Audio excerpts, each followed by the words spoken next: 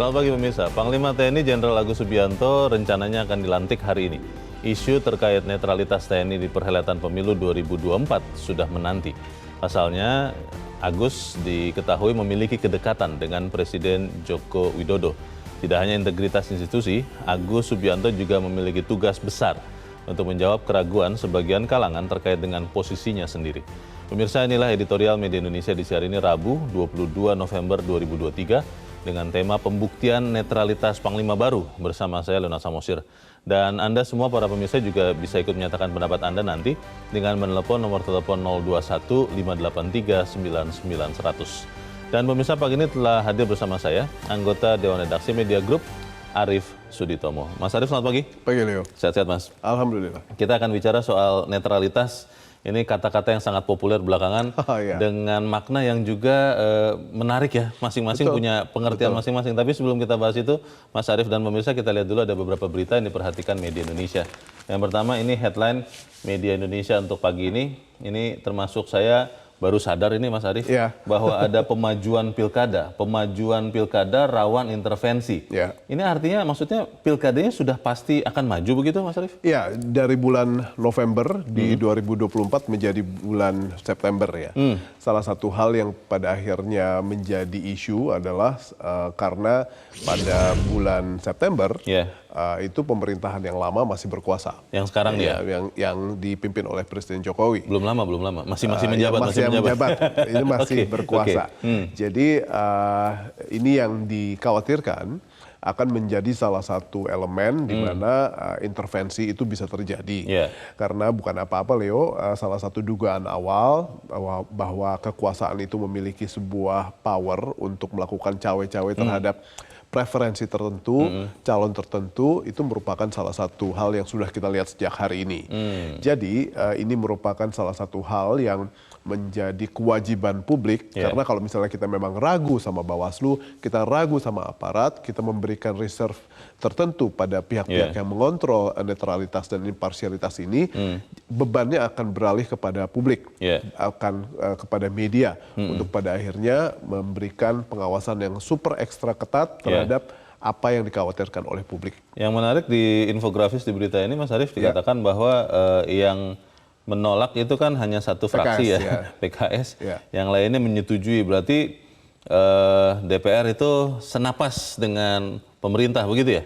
Betul, dan kalau kita lihat dari sisi kepentingan politik, mayoritas dari fraksi-fraksi yang ada di parlemen itu memiliki kepentingan yang sama. Oh iya, hanya ada beberapa yang kubunya beda, tapi sikapnya dalam hal ini jadi sama begitu. Ada Partai Demokrat setuju, Partai Kebangkitan Bangsa setuju, meskipun dengan catatan. Ada catatannya. Ya, kita harapkan benar-benar ya apa yang disampaikan oleh pemerintah selama ini bahwa netralitas itu harus, itu benar-benar kita lihat juga di lapangan. Kita tinggalkan berita itu, pemirsa dan Mas Arief, kita ke halaman 2. Ini dari konflik di Gaza. Ratusan pasien Rumah Sakit Indonesia dievakuasi. Ini dievakuasinya kemana nih Mas Arief? Ke rumah sakit sekitar juga ya, ada rumah sakit yang lainnya. Jadi salah satu hal yang kita harus apresiasi adalah Indonesia tetap menyuarakan kutukan yang sekeras-kerasnya yang baru saja diungkapkan oleh Ibu Menteri Luar Negeri. Dan salah satu hal yang pada akhirnya kita menjadi perhatian kita bersama adalah karena di dalam situ masih ada 3 relawan warga negara Indonesia yang sampai sekarang masih hilang kontak ya. Yang jadi, tidak mau ini ya, tidak mau meninggalkan tempat ya. Jadi ini merupakan salah satu hal yang masih menjadi kewajiban kita semua. Karena perlindungan terhadap WNI merupakan salah satu hal yang amat sangat penting untuk dilakukan. Kita harapkan bahwa evakuasi ini bisa berjalan dan ya doa kita bersama ya bahwa konflik di Gaza ini bisa segera berhenti. Kita tinggalkan berita itu, kita ke kolom pemilu di halaman 3. Ini senapas dengan editorial nanti nih Mas Arief, tapi ini terkait dengan ASN. Kalau zaman dulu disebutnya PNS begitu ya, Pegawai Negeri Sipil. Pemerintah soroti pelanggaran netralitas ASN. Ini apa ya hukumannya kalau kemudian terbukti ASN itu tidak netral ya? Masalahnya sudah dari sejak awal, sejak dini, prediksi pemerintah sendiri yang menunjukkan bahwa problem terkait dengan netralitas itu akan bertambah. Dan ini merupakan salah satu hal yang sekali lagi menjadi catatan buat kita semua. Jangan sampai prediksi yang di awal ini mereka bilang akan bertambah menjadi sebuah pembenaran apabila nanti memang meningkat ya. Jadi dari awal kita harus segera tagih berbagai macam elemen penyelenggara pemilu seperti Bawaslu, KPU dan kekuatan masyarakat sipil ya untuk pada akhirnya memberikan kawalan tertentu kepada apa yang sekarang kita lihat sebagai sebuah tantangan, yakni pelanggaran netralitas di sisi ASN. Ya, karena di dalam berita juga dikatakan ada pertanyaan ya dari ada anggota dewan soal pergantian kepala lembaga pemasyarakatan, dan ini ya menjadi menarik ya. Ketika semua orang terus mengatakan netral, tapi tindakannya diduga tidak netral. Iya, betul. Karena indikasi awalnya sangat-sangat terlihat ya. Iya. Baik, kita harapkan benar-benar ya yang disampaikan oleh pemerintah bahwa netralitas ASN itu harus, itu benar-benar kita lihat di lapangan. Karena kita langsung ke editorial, Mas Arief dan pemirsa, dengan adanya Panglima baru, pembuktian netralitas Panglima baru, pertanyaan kita ini menjadi sangat penting, Mas Arief, karena TNI dan juga Polri kan hanya dua kelompok organisasi yang secara legal kita percayai untuk pegang senjata. Dan mereka harus politiknya adalah merah putih, netral. Tetapi pertanyaannya adalah ketika Panglima TNI yang baru, Jenderal Agus Subianto, juga adalah faktanya dekat dengan Presiden Joko Widodo pada saat dulu sama-sama bertugas di Surakarta, akhirnya kan orang bertanya-tanya, ini apakah bagian dari strategi atau memang ya kebetulan saja? Bagaimana Mas Arief? Leo, wajar saja apabila publik memberikan sebuah reserve ya terhadap apa yang menjadi latar belakang Pak Agus Subianto. Karena dalam beberapa hari terakhir ini beberapa dugaan yang terkait dengan penggunaan kekuatan aparat militer atau polisi itu menjadi salah satu pembahasan yang cukup mengemuka. Dan ini semua tidak terlepas dari apa yang menjadi tapakan karir dari Panglima TNI terpilih.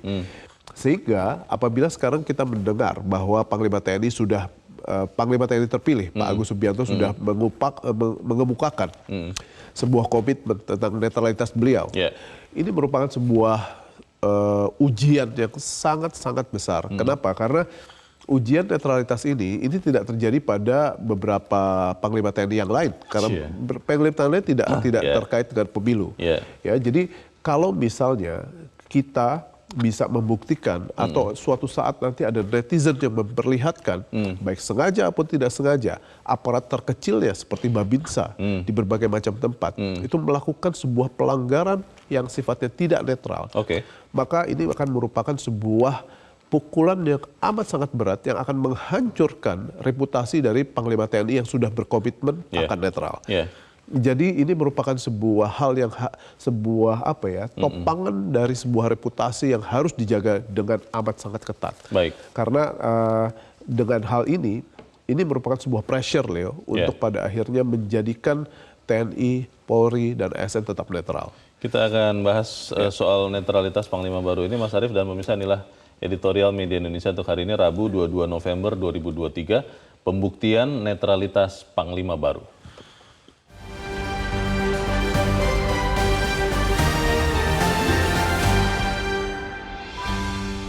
Pembuktian netralitas Panglima baru.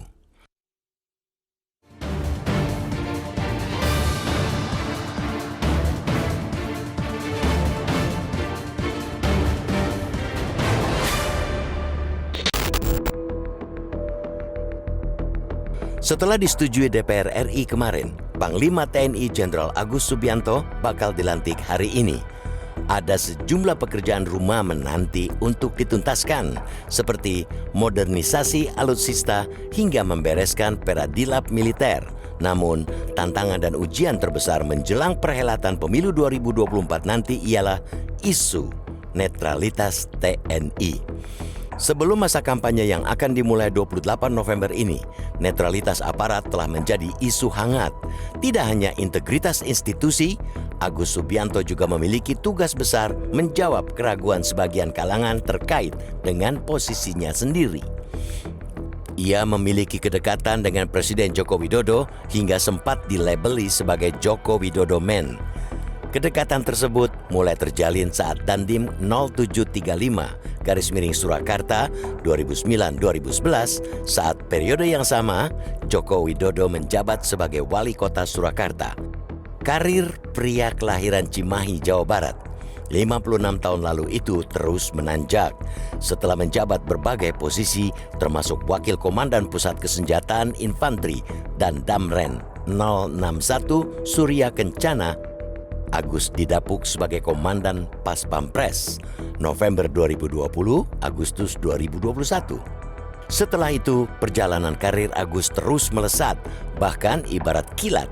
Ketika hanya 6 hari menjabat Kepala Staf Angkatan Darat atau Kasat, Agus dipilih Joko Widodo menjadi calon tunggal Panglima TNI. Presiden membuat Agus sebagai kasat tersingkat di negeri ini dengan mengajukannya sebagai calon tunggal Panglima TNI menggantikan Laksamana Yudo Margono yang akan pensiun Minggu 26 November 2023. Dengan karir secepat itu, Agus jelas dituntut lebih besar untuk menunjukkan netralitas dirinya maupun institusinya. Jaminan netral yang ia ucapkan dalam fit and proper test di Komisi 1 DPR RI Senin 13 November harus segera dibuktikan. Langkah pertama, ia mesti memperkuat dan memastikan posko pengaduan netralitas TNI berjalan dengan sebenarnya. Posko ini baru saja diluncurkan Yudo Margono Senin 20 November lalu dengan mekanisme pengaduan langsung dan daring oleh masyarakat. Saat itu, Yudo mengatakan pelaporan harus disertai bukti dugaan pelanggaran netralitas oleh anggota TNI dan selanjutnya akan dikoordinasikan dengan Bawaslu. Keraguan sebagian pihak akan efektivitas posko itu harus bisa ditepis dengan transparansi dan ketegasan atas pelanggaran yang nantinya ditemukan. Setiap pelanggaran harus ditindak sesuai aturan, baik pelanggaran disiplin maupun pidana. Memang, Agus menyatakan telah mengeluarkan buku saku panduan netralitas TNI yang juga berisi sanksi dan denda di lingkungan Angkatan Darat. Meski benar bahwa panduan tertulis diperlukan, panduan terpenting jelas dari integritas jajaran pimpinan TNI sendiri. Di luar soal ujian netralitas, Agus juga harus dapat menyelesaikan berbagai permasalahan mendesak TNI. Dalam fit and proper test, Agus berusaha membuat terobosan dengan penggunaan kecerdasan buatan atau AI. Meskipun tidak memberikan penjelasan lebih lanjut tentang AI yang dimaksud, namun Agus harus mengingat jika modernisasi alutsista harus dengan mendukung kemandirian industri pertahanan Indonesia. Ini bukan saja untuk menyelaraskan keterbatasan anggaran alutsista yang tahun depan direncanakan 39,47 triliun rupiah, melainkan untuk keamanan sistem pertahanan itu sendiri. Pekerjaan rumah berikutnya yang harus dituntaskan adalah terkait peradilan militer. Berbagai kasus menunjukkan vonis peradilan militer yang lebih lemah daripada peradilan umum. Salah satu contoh ialah ketika 2 oknum TNI Medan yang terlibat peredaran sabu 75 kg malah hanya divonis seumur hidup oleh pengadilan militer Medan. Padahal 2 warga sipil yang terlibat sebagai kurir di kasus itu mendapat vonis mati di Pengadilan Tinggi Medan. Bukan hanya demi memenuhi rasa keadilan masyarakat, TNI semestinya menyadari jika integritas peradilan militer juga menjadi kunci untuk memperbaiki moral institusi. Lemahnya peradilan militer selama ini bisa jadi salah satu penyebab terus tingginya kasus kekerasan yang melibatkan anggota TNI. Tidak tersedia banyak waktu, kita tunggu pembuktianmu, Jenderal.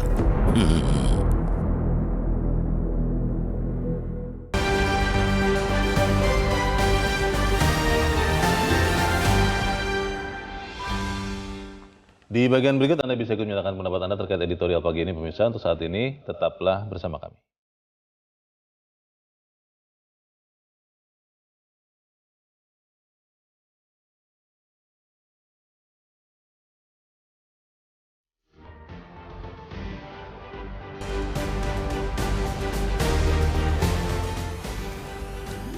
Terima kasih pemirsa, Anda masih bersama kami di Editorial Media Indonesia, dan sebelum kita lanjutkan diskusi kita, Mas Arief, kita mau bertanya dulu.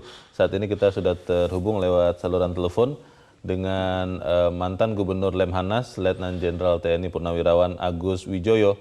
Pak Agus, selamat pagi. Selamat pagi Metro, selamat pagi pemirsa.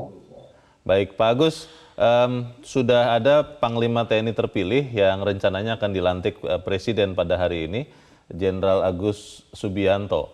Pertanyaan pertama saya, Pak, banyak orang yang mengira bahwa ini bagian dari strategi untuk penguatan karena dulu Jenderal Agus pernah bertugas sama-sama di Surakarta dengan Presiden Joko Widodo. Kalau Anda lihat sebagai purnawirawan, Pak, apakah memang TNI itu bisa dipengaruhi dengan kedekatan seperti itu atau seperti apa menurut Anda, Pak Agus? Ya, pemilihan ataupun pengangkatan Panglima TNI itu adalah hak prerogatif Presiden.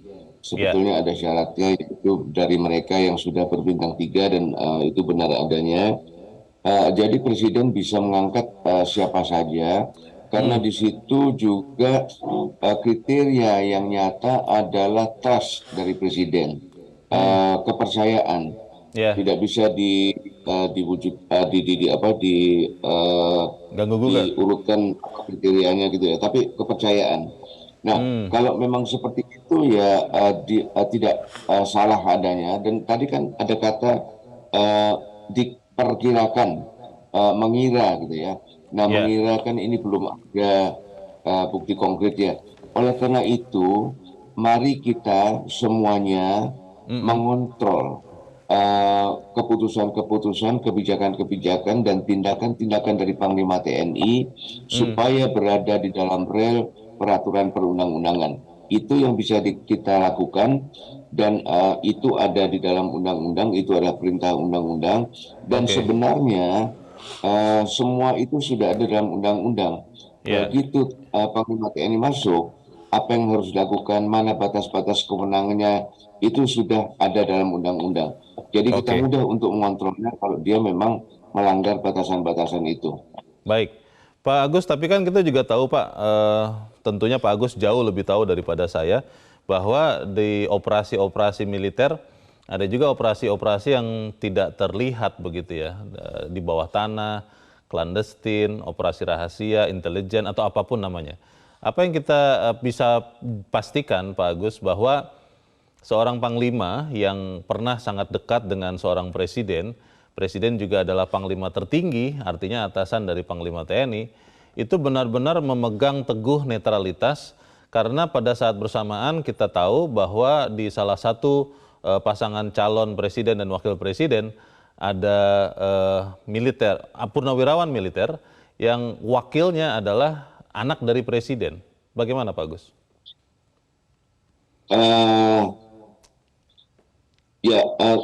Saya kembali kepada bagian awal tadi itu, yaitu bahwa operasi-operasi yang tidak terlihat di bawah permukaan itu memang ada, tetapi juga ketentuan-ketentuannya ada. Jadi Panglima TNI sebagaimana juga semua lembaga yang mempunyai kewenangan diberikan oleh konstitusi atau undang-undang, itu ada batasannya dan bahkan ada kontrolnya, begitu ya. Jadi oleh karena itu perlu kita kontrol, dan sebetulnya juga di sini Panglima TNI memegang kendali penuh atas prajurit-prajuritnya. Kalau dikatakan bahwa presiden itu adalah panglima tertinggi, sudah ada di dalam undang-undang bahwa TNI dilarang masuk politik praktis. Sudah itu. Jadi apabila ada perintah presiden yang memasuki wilayah itu, maka Panglima TNI punya kewenangan untuk tidak mematuhi perintah tersebut karena menyimpang dari undang-undang. Dan Panglima tertinggi bagi TNI, Presiden sebagai Panglima tertinggi bagi TNI, sebenarnya itu adalah dalam keadaan perang. Karena perang bagi negara, bagi bangsa, itu adalah keputusan politik. Sehingga untuk berperang dengan negara lain, itu memerlukan pimpinan politik, itulah Presiden. Nah, alat utamanya adalah militer. Tetapi di masa damai, Panglima tertinggi itu kewenangannya sudah didelegasikan kepada Menteri Pertahanan, kepada Panglima TNI, dan itulah yang dikatakan sebagai objective civilian control. Ada hal-hal di mana kewenangan itu sudah didelegasikan, misalnya manajemen internal, itu sudah didelegasikan kepada Panglima TNI. Jadi tidak segala-galanya. Pak Agus, ini pertanyaan terakhir saya, Pak. Sebagai senior, apakah Anda yakin dengan netralitas, integritas seorang Jenderal Agus Subianto sebagai Panglima TNI untuk menjaga netralitas TNI terkaitnya khususnya untuk pemilu 2024 ini, Pak Agus? Iya, kalau dibilang yakin ya saya harus punya keyakinan kepada perwira-perwira pimpinan TNI junior saya ya. Tetapi yang konkret adalah kita tidak bisa, keyakinan itu bukan prosedur, keyakinan itu bukan kontrol, keyakinan itu bukan strategi. Yang harus kita lakukan adalah tetap kontrol semua lembaga di dalam negara dan bangsa yang mempunyai kewenangan untuk mengontrol TNI. Marilah kita kontrol dan kita berikan masukan apabila kita melihat bahwa TNI sudah menyimpang keluar dari kewenangan yang ada di dalam peraturan perundang-undangan. Baik, kita harap itu kita bisa lakukan sama-sama agar TNI tetap Tentara Nasional Indonesia yang politiknya adalah merah putih. Untuk saat ini terima kasih Letnan Jenderal TNI Purnawirawan Agus Wijoyo sudah mencerahkan kami pagi ini. Selamat pagi, Pak Agus. Terima kasih, selamat pagi.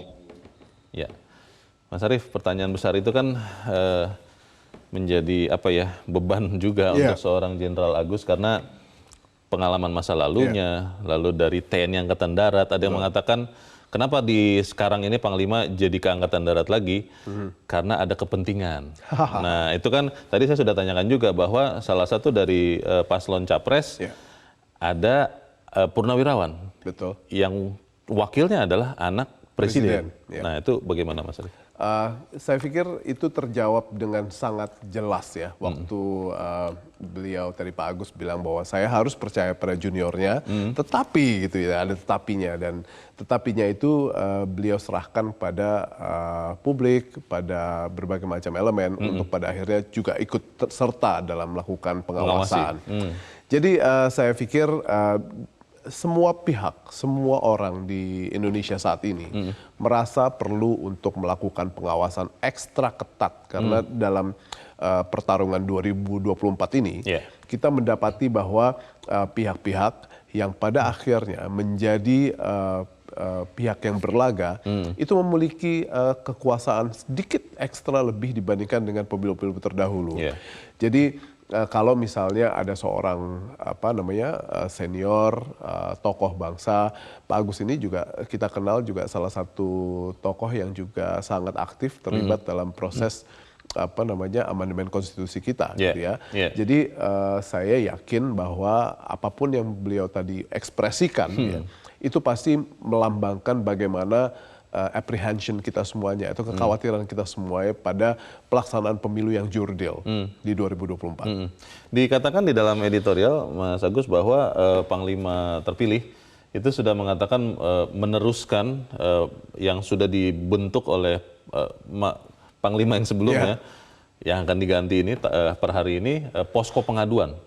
Pertanyaannya adalah seberapa efektif posko itu, karena jujur ya, saya wartawan sudah 2 dekade juga Mas Arief. Kalau saya masuk ke kompleks TNI sebagai orang sipil, ada ngeri-ngeri sedapnya begitu. Nah, kalau bukan pakai sedap, ngeri. Agak sedap dikit. Nah, ketika rakyat mau mengadukan, misalnya secara fisik itu apa akan efektif posko pengaduan itu sebagai bentuk pengawasan kita masyarakat terhadap tindak tanduk TNI? Saya pikir kalau itu yang terjadi ya, bahwa pengaduan itu harus dilakukan secara fisik, datangnya juga misalnya datang ke dalam kompleks compound tentara. Saya pikir itu merupakan sebuah hal yang kita akan mendapati sebuah hasil yang sangat-sangat tidak minimalis, tidak mencapai target ya. Karena dari awal sudah ada psychological barrier yang dihadapi oleh publik. Tapi apabila nanti Panglima TNI ini menggagas sebuah mekanisme misalnya lewat aplikasi gitu ya, di mana seluruh pihak bisa melakukan akses, bisa memberikan masukan, baik dengan nama jelas maupun anonim. Bisa langsung kirim foto, video begitu ya, foto atau buktinya. video itu merupakan salah satu hal yang betul-betul jadi terobosan. Kalau ini misalnya belum apa-apa sudah ciptakan sebuah psychological barrier buat publik, saya pikir itu tidak akan efektif.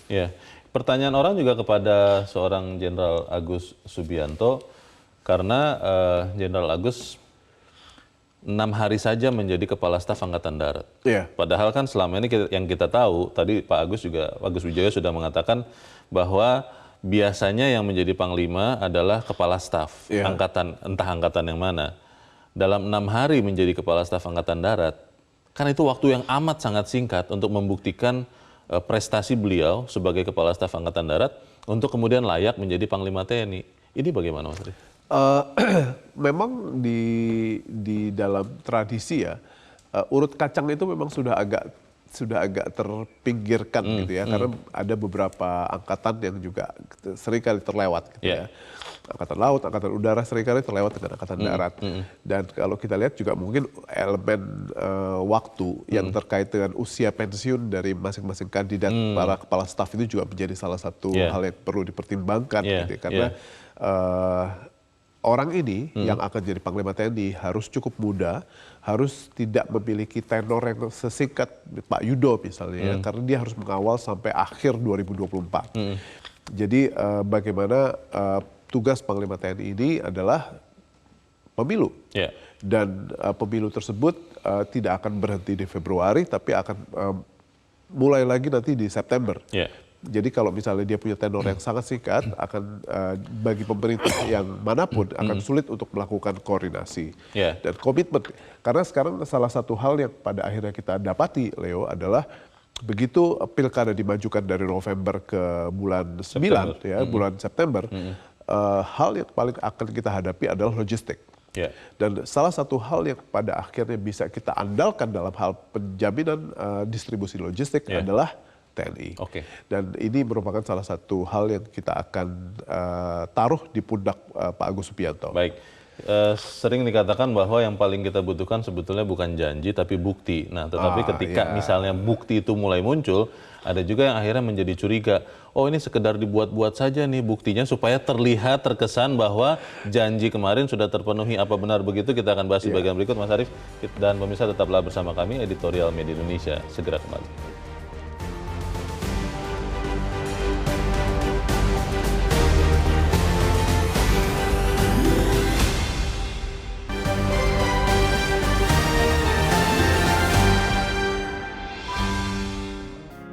Media Indonesia mengajak Anda untuk mengakses fitur premium e-paper.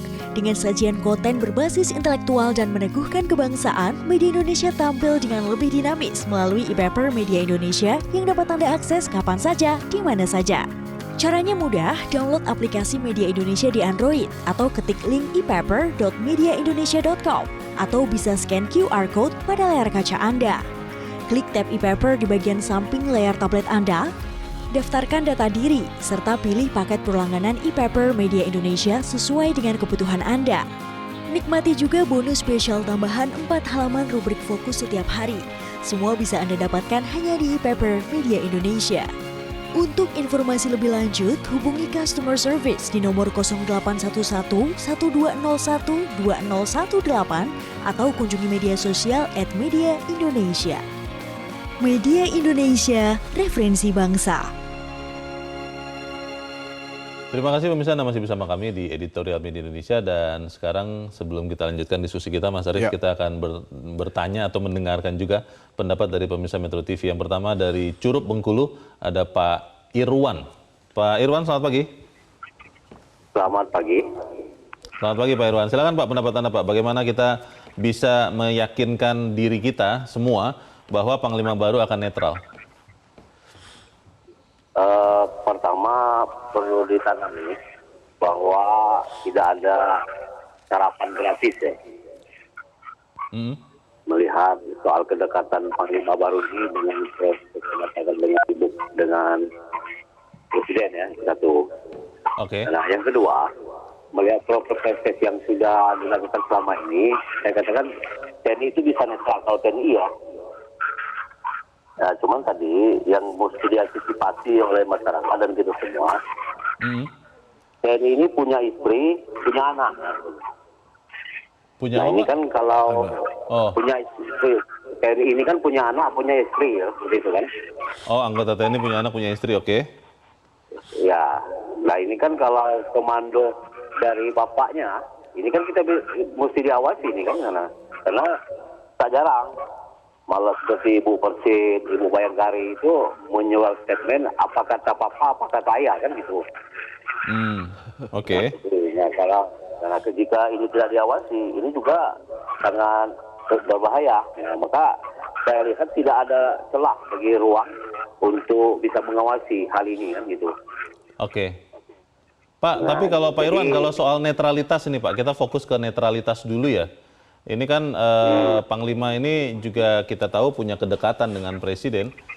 Anda yakin tidak Pak bahwa Panglima terpilih, Jenderal Agus Subianto, akan netral?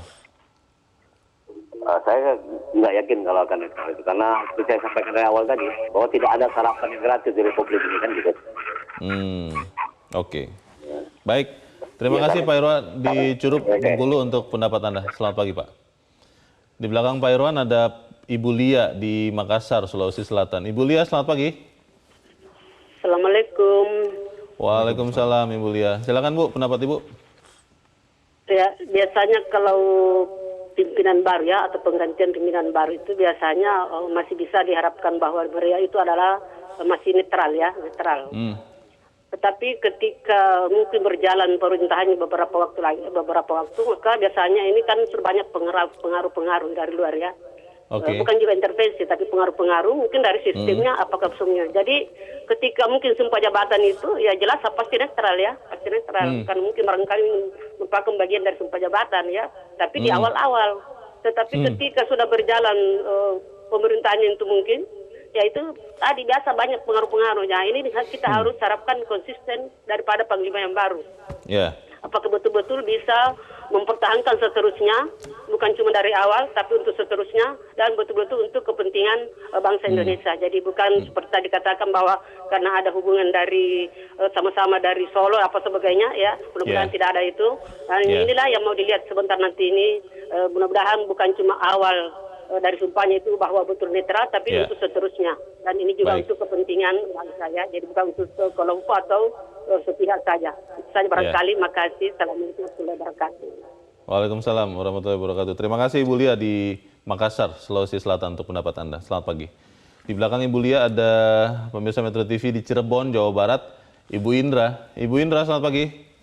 Selamat pagi Bung Leonar Samosir dan Bung Aris Suditomo. Assalamualaikum warahmatullahi wabarakatuh. Metro Waalaikumsalam TV. warahmatullahi wabarakatuh. Alhamdulillah. Ya. Silakan Bu Indra. Bung Leo, itu potensi pelanggaran netralitas itu bisa terjadi di lini mana saja, TNI, Polri, ASN, begitu yang sudah sering dibahas. Dan yang terakhir ini yang masih hangat, kepala desa itu, aparat perangkat desa diragukan juga penetralannya. Iya. Nah, karena waktu itu berkumpul begitu maksud Bu Indra. Nah, itu katanya silaturahmi loh Bu Indra, masa tidak boleh sih silaturahim Bu, katanya gitu Bu. Ya, itu jadi pada akhirnya itu terpulang lagi kepada hati nurani. Mana niat yang dilakukan. Dan kalau ada pelanggaran, tentunya itu perlu pengawasan dari Bawaslu kan. Untuk apa ada Bawaslu? Nah itu. Dan ini pembentukan posko pengaduan netralitas TNI ini, saya kira sudah menunjukkan sedikit niat baik dari Panglima baru ini. Sedikit Bu? Ya, begitu Bung. Nah, Tidak banyak, Bu. Bung Leo. Lalu ya mengenai kedekatan, ada yang menyindir juga bahwa wah, pemilu tahun ini nih reuni para otoritas di Solo katanya, jadi reuni Soloan. Nah, tapi kita lihat Presiden Jokowi yang selama ini sebelumnya sudah menjalankan segalanya dengan baik begitu. Nah, dan pasti kenal dengan para yang orang-orang di Solo itu tentunya bisa memilih. Kami aja seperti guru nih, Bung Leo, anak yang tidak pinter aja tahu mana guru yang pinter nih. Wah, itu. Nah, iya. Nah, apalagi kita. Tapi sekarang agak disangsikan. Nah, itu kembali lagi pada nurani. Mudah-mudahan semuanya berjalan baik seperti yang diharapkan. Assalamualaikum warahmatullahi wabarakatuh. Waalaikumsalam warahmatullahi wabarakatuh. Terima kasih Bu Indra di Cirebon, Jawa Barat untuk pendapat Ibu. Selamat pagi. Pertanyaannya Mas Arief, kalau tadi Bu Indra mengatakan tergantung lagi hati nurani. Ya. Atau bahasa lain mungkin etika. Betul. Ada yang terbukti belum lama melanggar etika. Ya. Nah, pertanyaannya adalah apakah kemudian kita bisa bersandar hanya kepada hati nurani atau etika untuk memastikan Panglima baru TNI akan tetap netral? Kita kan sama-sama tahu ya, Leo, di saat orang menyandarkan pada hati nurani, kadang-kadang hati nurani itu juga tetap kalah dengan apa yang menjadi kepentingan sesaat, gitu ya, kepentingan jangka pendek. Karena itu sudah dipertontonkan dengan sangat gamblang gitu dengan para politisi kita, yang pada akhirnya hati nurani itu disampaikan. Habis itu yang kepentingan jangka pendek yang mengemuka. Jadi kewajiban kita untuk pada akhirnya mengatasi situasi ini adalah bagaimana kita melakukan pengawasan secara lebih ketat. Dan partisipasi publik itu merupakan satu elemen yang amat sangat penting. Dan media juga merupakan salah satu elemen yang sangat penting untuk menjadi bagian dari bagaimana kita menjamin prosesnya jadi proses yang jurdil. Dan ini sangat paralel dengan apa yang tadi diekspresikan oleh 3 penelpon kita, bahwa keraguan mereka, bagaimana mereka berharap tapi mereka tidak terlalu berharap gitu ya, itu merupakan salah satu hal yang harus dijawab dengan partisipasi publik. Kekuatan masyarakat sipil kan selalu disebut-sebut civil society itu kuat. Tapi kalau kita melihat bahwa yang dihadapi ini sekarang kan adalah memastikan netralitas Panglima TNI. Organisasi bersenjata yang kita berikan izin untuk pegang senjata. Kita berani atau tidak? Kita akan kuat atau tidak? Kita akan bahas di bagian berikut. Mas Arief dan Pemirsa tetap bersama kami. Editorial Media Indonesia segera kembali.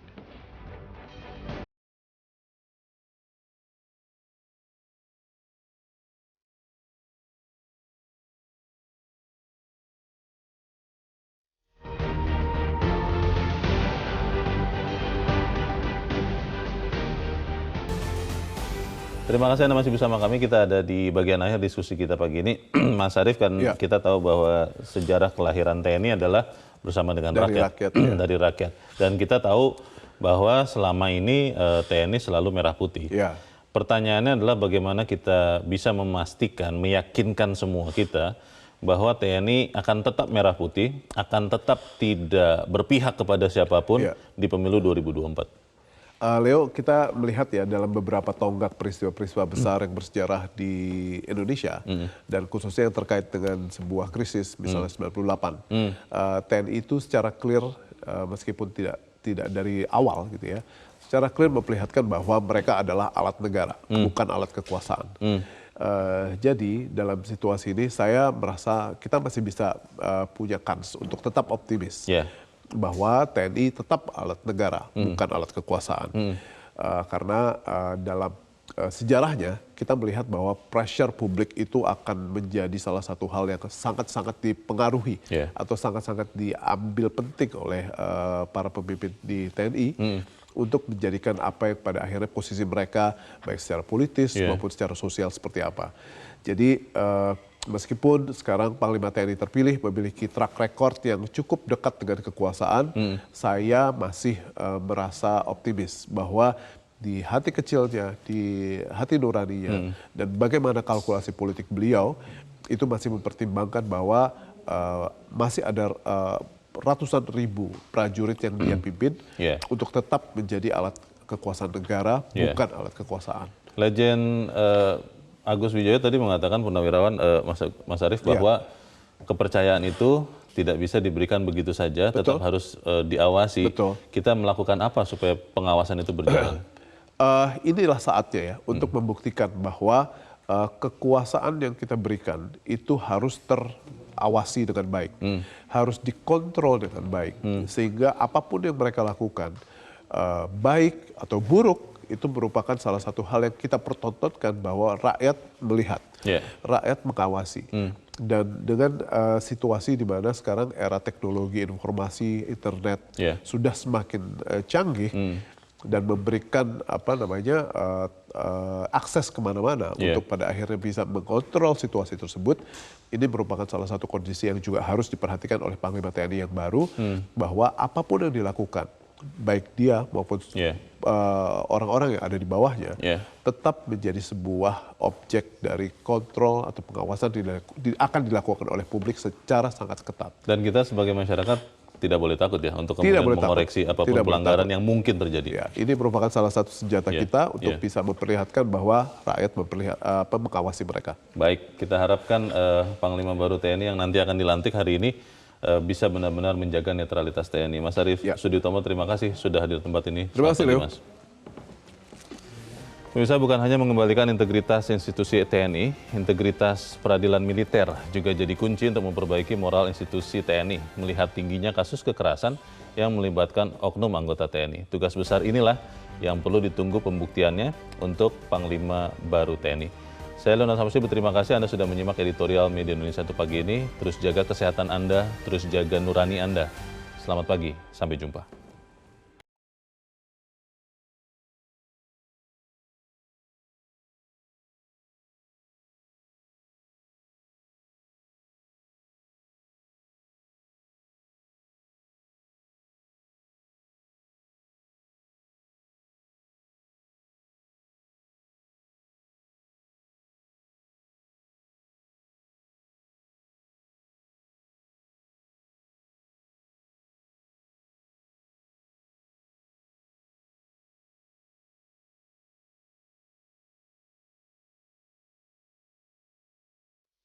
Jelajahi cara baru mendapatkan informasi. Download Metro TV Extend sekarang.